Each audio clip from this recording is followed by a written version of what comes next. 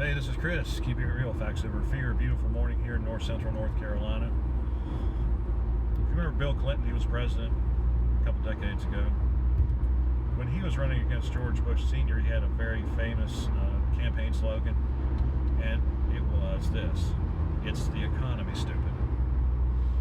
And it's one of those things that was direct, it was succinct, and it really caught a lot of people's attention. I think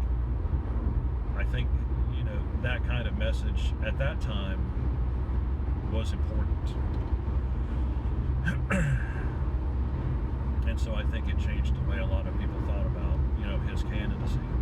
Well, I'm going to take that campaign slogan, I'm going to tweak it just a tad to make it relevant for today, in today's situation in our country and world.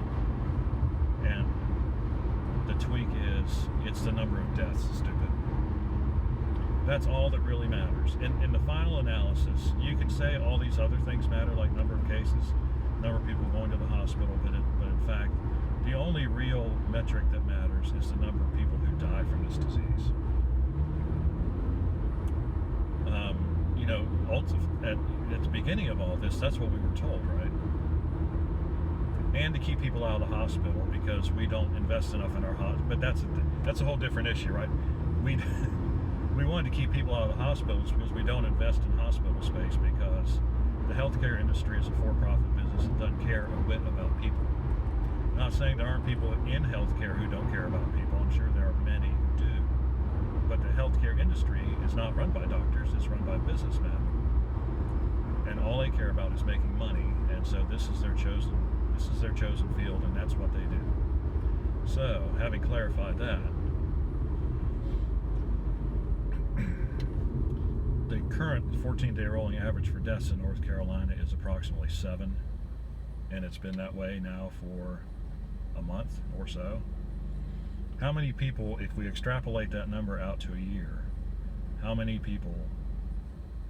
deaths per year does that add up to?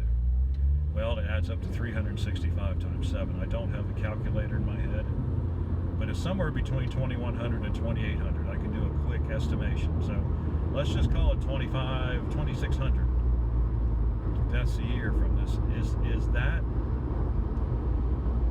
that worth?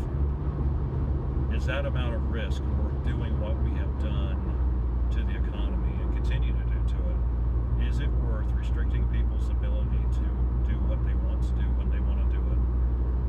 Is it worth it to say to individual people, we don't really think you're capable of making intelligent decisions by yourself.